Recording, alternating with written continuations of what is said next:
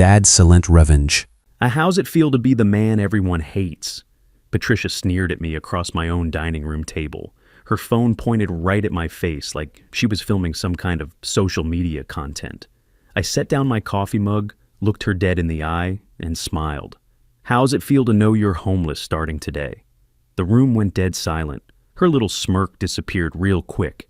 Gerald Hoffman, 58 years old, and I've been dealing with this woman's garbage for 5 years. Time to tell you how I got my house back. It all started in October when I found my late wife's wedding photos thrown in the trash. Not misplaced, not accidentally knocked over. Deliberately thrown away like garbage. These weren't sitting on some counter where they might have gotten swept up by mistake. Someone had climbed up to the top shelf at the spare bedroom closet, pulled down that old shoebox, and decided my 30 years of marriage belonged in the dumpster. I stood in my Phoenix driveway that evening, holding pieces of broken glass with Sarah's face smiling behind the cracks. My first wife, dead 15 years now. The woman who helped me raise my son Leonard when I was working 60-hour weeks running construction crews all over the valley. The woman who never complained when I came home covered in dust and concrete, who had dinner ready at 7 p.m., sharp every night for 3 decades. This wasn't carelessness. This wasn't spring cleaning gone wrong. This was Patricia making a statement about who belonged in this house and who didn't. See, 5 years ago, when Leonard's first wife died in that car wreck on the I-10, I wanted to help him get back on his feet. The man was destroyed, lost his job, could barely function, had medical bills piling up from trying to save her. So, I did what any father would do. I signed over the deed to this house, the house I'd bought with 32 years of construction wages, every overtime check, every weekend side job, laying tile or fixing someone's plumbing. I kept lifetime residence, rights, all legal and proper. My attorney made sure of that. I figured we were family. I figured blood meant something. I figured wrong. Patricia, his new wife, had different plans for my house, and apparently different plans for me. The morning after I found those photos, in the kitchen making breakfast when she walks in. Now, I've been cooking breakfast for construction crews of 20 hungry men for 3 decades. I know my way around eggs and bacon, but Patricia takes one look at my plate and says, "Gerald, maybe you should eat less. At your age, metabolism slows down. You don't burn calories like you used to." Leonard's sitting right there at the table, scrolling through his phone like nothing happened. Doesn't even look up. Just lets her comment sit there in the air like a bad smell. I'm standing there with my spatula, thinking about all the times I fed his skinny ass when he was growing up, all the pancake breakfasts and Saturday morning bacon, and now I'm supposed to take diet? Advice from someone whose idea of cooking is reheating takeout containers? Just trying to help, she added with that fake smile she practiced for her Instagram photos. That's when I knew this situation wasn't going to improve on its own. When someone starts policing what you eat in your own kitchen, they're not trying to help. They're establishing dominance. A few days later, I'm at Home Depot picking up some caulk for the bathroom when I run into Vernon Thompson, my old crew supervisor from the Mesa project. Guy took one look at me and said, "Gerald, you look like hell. What's going on, brother?" Vernon and I had worked together for 15 years. We'd built half the strip malls in East Phoenix, survived the recession of '08 when construction work dried up, celebrated when we finally got that big casino contract that kept us busy for 2 years straight. He could read me like a blueprint. I almost told him everything right there between the lumber aisles. Almost let it all spill out. How Patricia had taken over my house, thrown away my memories, made me feel like a stranger in my own home. But old habits die hard. In construction, you handle your own problems. You don't air your dirty laundry in public. "Just adjusting to retirement," I said, hefting the caulk tube like it was the most important thing in the world. Vernon studied me the way he used to study job site problems, looking for structural issues that weren't obvious at first glance. "Man, you earned your piece. 32 years running crews, dealing with contractors and building inspectors and weather delays. You should be fishing down at Roosevelt Lake, not looking like someone's beating you down." He wasn't wrong. I was getting beaten down, systematically and deliberately in my own house, by someone who acted like I was the problem instead of the solution. Someone who seemed to forget that, without my generosity, she'd be living in some apartment complex instead of a 2,400 square foot house with a pool and a 3-car garage. "You need anything?" You call me, Vernon said, squeezing my shoulder. I mean it. We take care of our own. I nodded, thanked him, went home to a house that felt less like home every day. 2 weeks before Thanksgiving, Patricia cornered me in the living room. She'd completely redecorated without asking. Gone was the leather furniture I'd bought with my first bonus check as crew supervisor. Gone was the oak coffee table I'd built myself in the garage one weekend when Leonard was maybe 10 years old. Everything was white and gray now, sterile as a hospital waiting room. We're doing things differently this year, she announced, like she was the CEO of Thanksgiving Corporation. Modern, not like the old ways. I was thinking I'd make the turkey like I always do, I said. Got my mother's recipe. Been using it for 40 years. Patricia laughed, but there wasn't any humor in it. Maybe let people who actually cook make decisions, Gerald. That smile of hers wasn't warm. It was the smile you give someone you're about to fire. The kind contractors use right before they tell you the job's going to someone else. I'm sure you have other contributions you can make. Other contributions. Translation. Stay out of the way and don't embarrass us in front of the guests. Leonard walked by during this conversation, heard every word, and just kept walking toward the garage.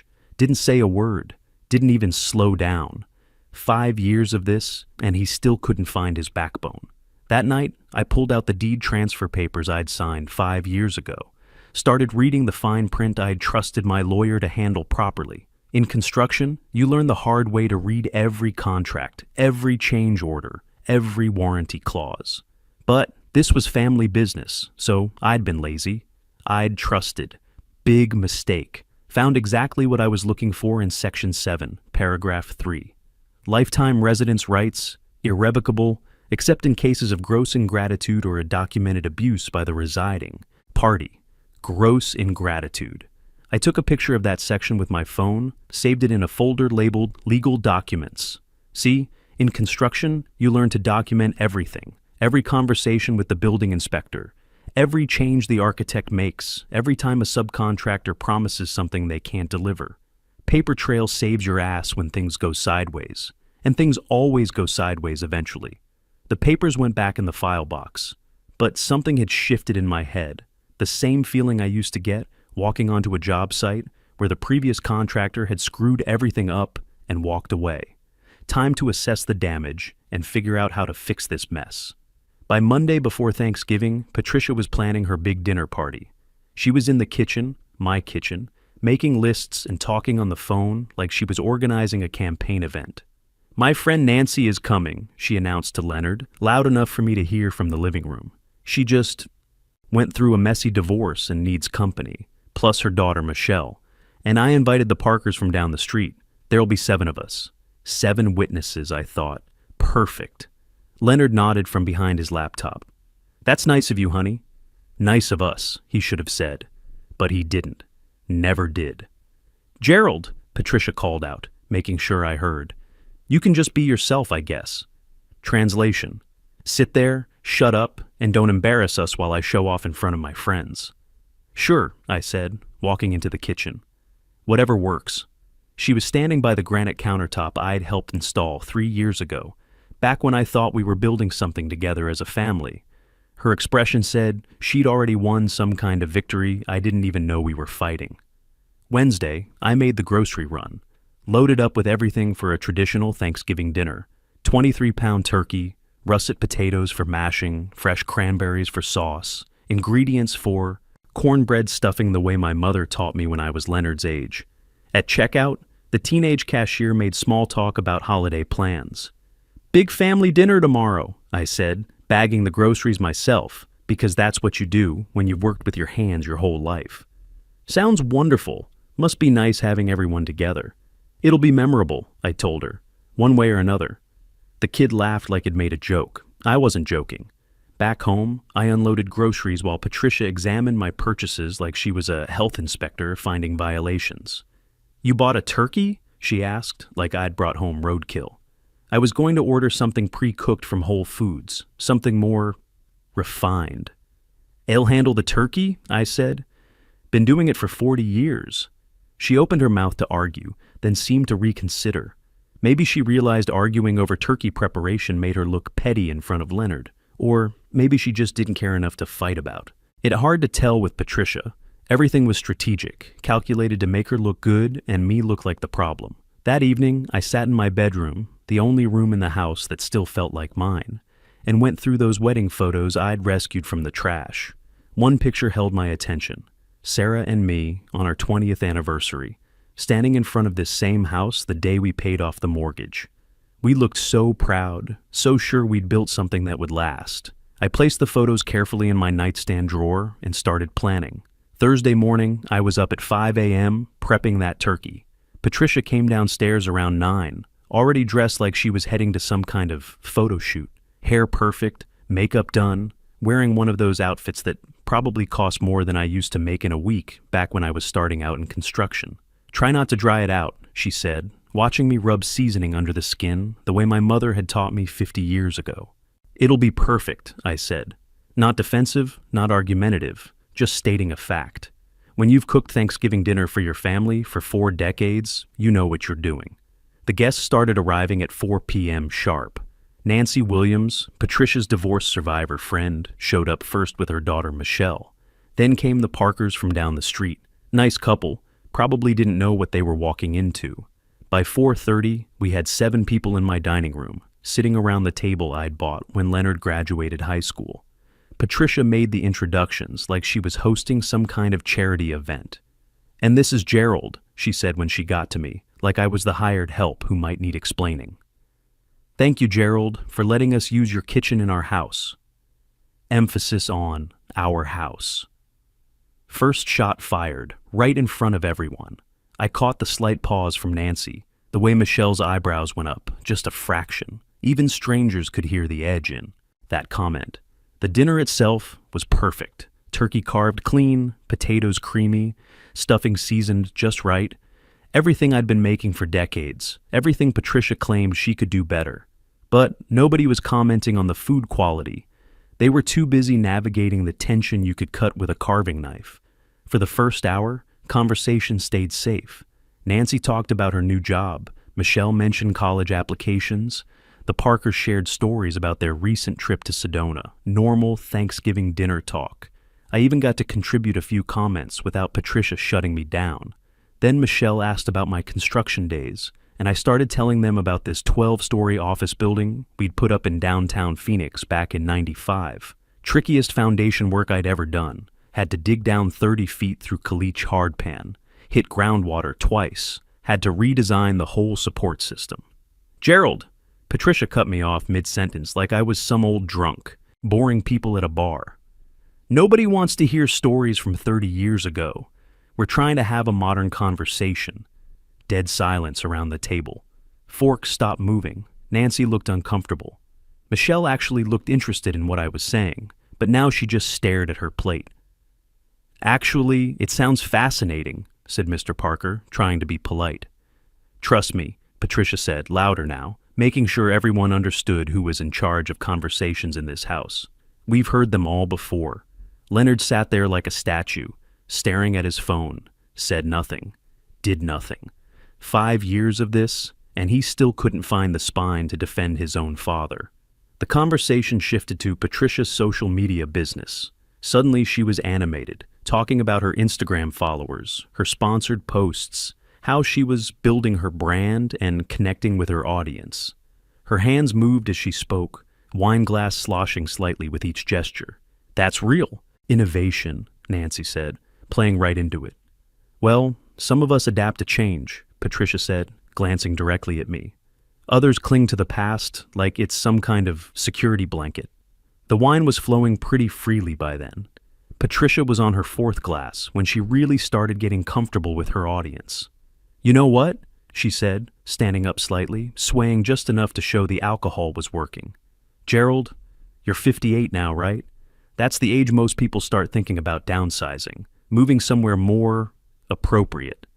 "More appropriate for what?" I asked, keeping my voice level. "Your situation, single man, older, living on a fixed income." She gestured around the room like she was showing off property she owned. "This house is perfect for a young family. 3 bedrooms, well, really only 2 bedrooms available for actual family use, since one is occupied." She meant my bedroom, the room where I slept in the house I'd given them out of the goodness of my heart. Nancy jumped right in, either too drunk or too tactless to stay neutral. My parents moved to a senior community at 62. They said it was liberating. No more worrying about maintenance, no more feeling like they were getting in anyone's way. Getting in anyone's way. The message was crystal clear to everyone at that table. This house needs young energy, Patricia continued, emboldened by Nancy's support. It needs people who can really utilize the space, who can make it productive instead of just existing in it. I carved another piece of turkey, chewed slowly, let her keep talking.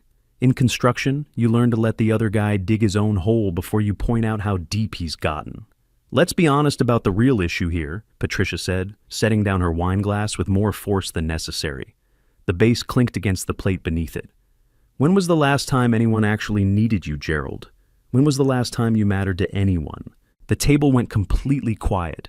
Even the Parkers, who barely knew us, looked uncomfortable. Michelle stared at her hands. Nancy's mouth fell open slightly. Then Patricia asked the question that sealed her fate. How's it feel to be the man everyone hates? That's when I smiled. Not a friendly smile, not the kind you give to family. The smile you give someone when you know something they don't. The kind I used to give contractors right before I pointed out the fatal flaw in their bid.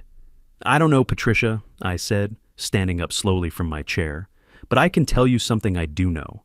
I paused, let the silence build, let everyone at that table wonder what was coming next. I know how it feels to realize that, starting today, you are homeless. Nancy let out a nervous laugh, thinking it was some kind of comeback joke. Patricia's face went from smug to confused in about 2 seconds. What are you talking about? You heard me. The smile was gone now, just cold facts. 5 years ago, I gave Leonard this house, but there were conditions in the deed that you apparently never bothered to read. Leonard stood up fast, his chair scraping against the hardwood floor. It refinished myself. Dad, what are you talking about?